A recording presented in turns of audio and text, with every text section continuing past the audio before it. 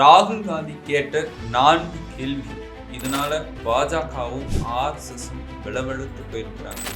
ஊபியில ஆம் ஆத்மி கட்சி வெளியிட்டிருக்கக்கூடிய வீடியோ என்ன? இதனால அமித்ஷா, அனுராக் தாக்கூர், தேவேந்திர பட்னாவிஸ் போன்ற தலைவர்கள் ராகுல் காந்தியை விமர்சிப்பதற்கு காரணம் என்ன?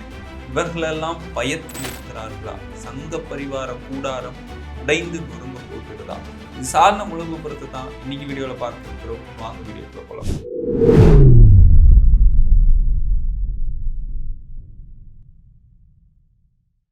கோபாசை நண்பர்களுக்கு வணக்கம். நான் உங்கள் சின்ன. இது அரசியல் களம். தொடர்ந்து பேசுவோம், உண்மையை உறக்க சொல்வோம். இந்தியாவுடைய பிரதான எதிர்க்கட்சி தலைவர் ராகுல் காந்தி அவர்கள் சமூக வலைதளத்தில் 4 கேள்விகள் கேட்டு ஒரு பதிவை போட்டிருக்கிறார். அந்த பதிவு ஹிந்தி வார்த்தைகள் அடங்கிய பதிவாக இருந்தாலும் அதை தமிழில் நான் உங்களுக்கு டிரான்ஸ்லேட் பண்ணி சொல்கிறேன். அதாவது அவர் கேட்கக்கூடிய அந்த கேள்வி என்னன்னா, இந்தியாவில் இருக்கக்கூடிய இளைஞர்களே, மாணவ மாணவிகளே, மற்ற அனைத்து மக்களுமே அவர்களுக்கு ஒரு கேள்வி கேட்கிறார். அதாவது, நீங்க எல்லோரும் அரசியலமைப்பை காப்பாற்ற வேண்டும், அரசியலமைப்பிற்கு அச்சம் ஏற்பட்டிருக்கிறது அப்படிங்கிற மாதிரி பதிவை போட்டுட்டு, அந்த அரசியலமைப்பை நீங்க காப்பாற்ற களமிறங்கினால் நான் உங்கள் பின்னாடி அணி திரள்வேன் அப்படிங்கிறார். அதாவது அரசியலமைப்புக்கு அச்சம் ஏற்பட்டிருக்கிறது, அந்த அச்சத்தை நீங்க தான் முறியடிக்க வேண்டும், இந்தியாவுடைய அரசியலமைப்பை நீங்க தான் காப்பாற்ற வேண்டும், அதுக்கு நீங்கள் களத்தில் இறங்குனா உங்களுக்கு பின்னாடி நான் ஃபுல் சப்போர்ட் கொடுப்பேன், அணி திரள்வேன் அப்படிங்கிற மாதிரி ஒரு பதிவை போட்டிருக்கிறார். சரி, ஏன் அரசியலமைப்புக்கு அச்சம் ஏற்பட்டு இருக்கிறது, அதனுடைய முழு விபரம் என்ன அப்படின்னு நம்ம பார்க்கலாம். இந்த பதிவை போட்டதுமே சங்க பரிவார கூடங்கள் தொலைத்து போயிருக்கிறாங்க. முதல்ல அமித்ஷா பீகாருக்கு போகிறார். பீகாருக்கு போய் அந்த மக்களிடையே கேட்குறாரு, ராகுல் காந்தி ஏன் பீகாருக்கு வந்தார் அப்படிங்கிற மாதிரி. அதுக்கு அங்கே இருக்கக்கூடிய மக்கள் சொல்லுகின்ற பதில் என்ன தெரியுமா? அமித்ஷாவுக்கே ஒரு இடி உழுந்த மாதிரி ஓட்சோரின்னு கத்துறாங்க. ஓட்சோரியின் காரணமாகத்தான் இந்தியா முழுவதும் ராகுல் காந்தி அவர்கள் தன்னுடைய யாத்திரையை மேற்கொள்கிறார் அப்படிங்கிறது இந்தியாவில் இருக்கக்கூடிய அத்தனை மக்களுக்கும் தெரிந்து போச்சு. இப்போ பீகாருக்கு மோடி அவர்கள் போனாலும் சரி, அமித்ஷா போனாலும் சரி, பாஜகவில் இருந்து எந்த கட்சியினர் போனாலும் சரி, அங்கே இருக்கக்கூடிய மக்கள் விழிப்புணர்வோடு இருக்கிறார்கள் அப்படிங்கிறது தெளிவாக தெரிந்துவிட்டது. சரி, ராகுல் காந்தி அவர்கள் இந்த கேள்வியை கேட்ட உடனேயே அடுத்தடுத்து வெடிக்கக்கூடிய பூகம்பங்கள் என்னன்னு பார்த்தோம்னா, முதல்ல அனுராக் தாக்கூர், இவர் யாரு? டெல்லி கலவரத்தை உண்டாக்குனவர்.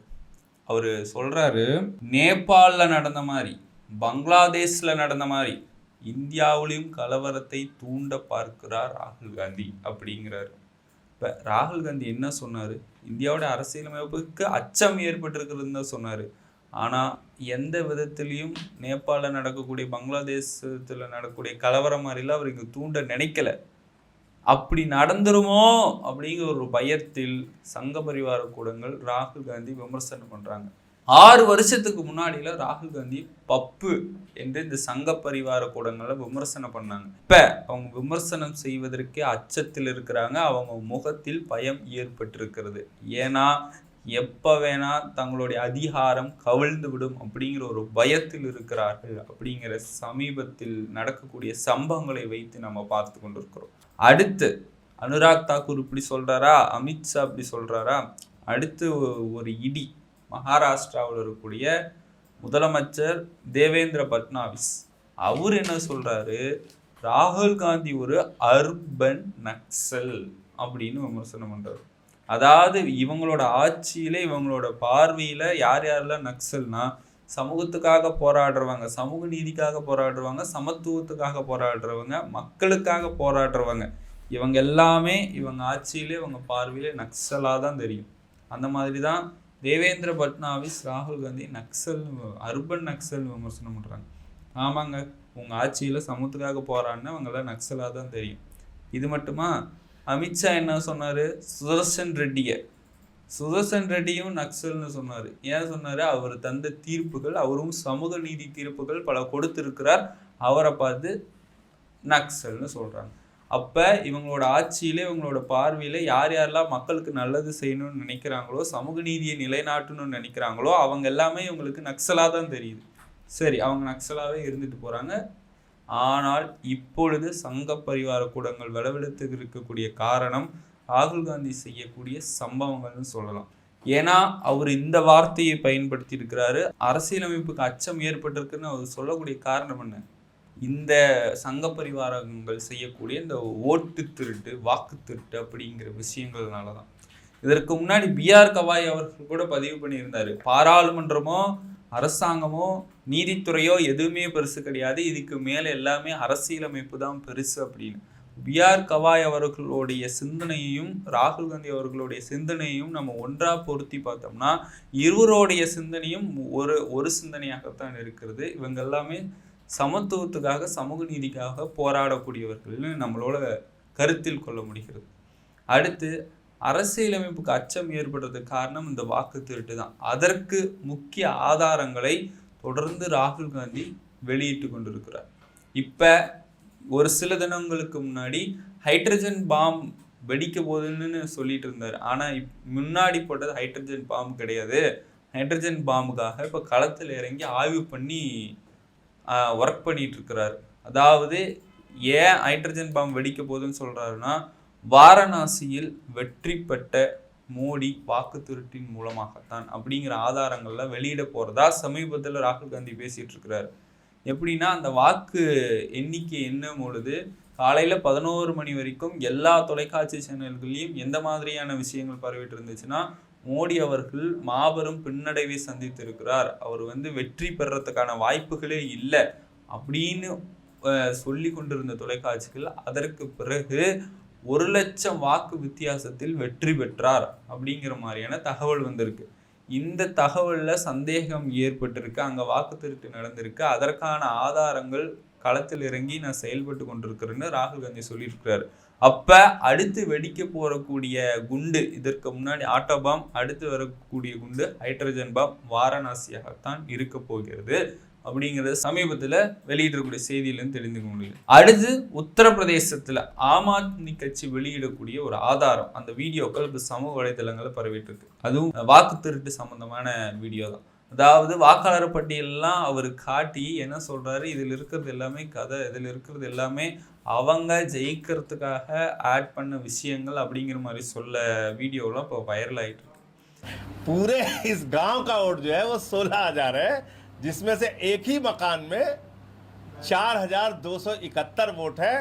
अगर ये 4,271 वोट एक ही घर में है तो 3 आदमी के परिवार में अगर एक वोट का भी आप आंकड़ा मान के चलिए तो करीब करीब 12,000 लोगों का एक परिवार है। उत्तर प्रदेश में भी वोट घोटाले, वोट चोरी की कार्रवाई डंके की चोट पे भारतीय जनता पार्टी और केचुआ ने शुरू कर दी है। இதற்கு முன்னாடி நம்ம பார்த்திருந்தோம், உத்தரப்பிரதேசத்துல ஏற்கனவே ஒரு மடம், அந்த மடத்துல செயல்பட்ட ஒரு சாமியார், அவருக்கு கீழே ஒரு 40 சிஷியர்கள் இருக்கிறாங்க. இவர் என்னமோ தந்தை மாதிரியும் இவங்க இந்த 40 பேரும் இவங்களுடைய குழந்தைகள் மாதிரியும் ஒரே இடத்துல இருந்து 40 ஓட்டுகள் அப்பா பேர் எல்லாத்துக்கும் ஒரே பேரை வைத்து போட்டிருக்கிறாங்கன்னு சமீபத்தில் வெளியாகி அது ஒரு பிரச்சனையை உருவாக்குனாங்க. அதுதான் இந்தியா ஊடகங்கள் அனைத்துமே கேள்வி எழுப்புனாங்க, எப்படி ஒரு அப்பா பெயரை வைத்து 40 குழந்தைகள் வந்தாங்க அப்படின்னு. அதுக்கப்புறம் அங்கே போய் இந்தியன் எக்ஸ்பிரஸ் மாதிரியான பத்திரிகைகள்லாம் ஆய்வு பண்ணுறாங்க. அந்த ஆய்வில் தெரிய வந்தது அது ஒரு மடம் அப்படின்னு சொல்லிட்டு. ஆனால் ராகுல் காந்தி அவர்கள் வெளியிடுறதெல்லாம் பொய், வெளிநாடுகளிலிருந்து அச்சடிக்கப்பட்ட ஆதாரம், அப்படியா இப்படியான கோடி மீடியாஸ் ஒரு அவதூறு செய்திகளை பரப்பிட்டு இருக்கிறாங்க. நீங்கள் எந்த செய்திகளை வேணால் பரப்பிக்கொள்ளுங்கள், ஆனால் ராகுல் காந்தி அவர்கள் வெளியிடக்கூடிய ஆதாரங்களை ஆங்கில பத்திரிகைகள்லாம் போய் ஆய்வு செய்கிறாங்க. அது எல்லாம் உண்மையாக இருக்குது. அதுக்கு நான் சொல்லக்கூடிய ஆதாரங்கள் பல இருக்குது. இருந்தாலும் அந்த 80 பேர் வசிக்கிற வீடு, இறந்தவங்க செத்தவங்க வந்தது, அப்புறம் சொல்லிகிட்டே போகலாம், அந்த அளவுக்கு ஆதாரங்கள் இருக்குது. ஆனால் கோடி மீடியாஸ் என்ன பண்ணுறாங்க, இதெல்லாம் மறைப்பதற்காக, இதெல்லாம் முடக்குவதற்காக யார் யாரெல்லாம் பாஜக பற்றி பேசுகிறாங்க, ஆர்எஸ்எஸ் பற்றி பேசுகிறாங்க, இந்த வாக்கு திருட்டு சம்மந்தமான வீடியோக்கள் இதெல்லாம் முடக்கிற ஒரு விஷயத்தில் இறங்கியிருக்கிறாங்கங்கிற ஒரு செய்தியும் இருக்கிறது. அப்போ இந்தியா முழுவதும் வாக்கு திருட்டு நடந்திருக்கிறது. அதை ராகுல் காந்தி அவர்கள் வெளியிட தயாராக இருக்கிறார். அதனால தான் இன்னைக்கு அவர் போட்ட பதிவு, இந்தியாவுடைய இளைஞர்கள், இந்தியாவுடைய மாணவ மாணவிகள், மற்ற அத்துணை மக்களும் அரசியலமைப்பை காக்க வேண்டும். அரசியலமைப்புக்கு எதிரான சதிகளை சங்க பரிவார கூடாரங்கள் செய்து கொண்டிருக்கிறார்கள். அதை அறவே ஒழிக்க வேண்டும். நீங்க காப்பாற்றுவதற்கான களத்தில் நீங்கள் இறங்கினால் அதற்கு பின்னாடி ராகுல் காந்தி ஆகிய நான் அணி திரண்டு உங்களுக்கு ஃபுல் சப்போர்ட் கொடுக்கிறேன்னு அவர் சொல்லக்கூடிய விஷயத்தை கண்டுதான் ஆர்எஸ்எஸும் பாஜகவும் விளவெழுத்து போயிருக்கிறார்கள். இப்ப இந்தியாவுடைய அரசியல்ல பெரும் மாற்றம் ஏற்பட போகிறதா, ஆட்சி மாற்றம் ஏற்பட போகிறதா, அதெல்லாம் இந்தியாவுடைய இளைஞர்கள், இன்றைய தலைமுறையினர் கையில தான் இருக்கு அப்படின்ட்டு அவர் இந்த பதிவை முடிக்கிறாரு. அதனால இந்த வீடியோவை நீங்க முழுவதுமா பார்த்துருந்தீங்கன்னா உங்களுடைய கருத்துக்களை மறக்காம கமெண்ட் பாக்ஸில் தெரிவிச்சுட்டு போங்க.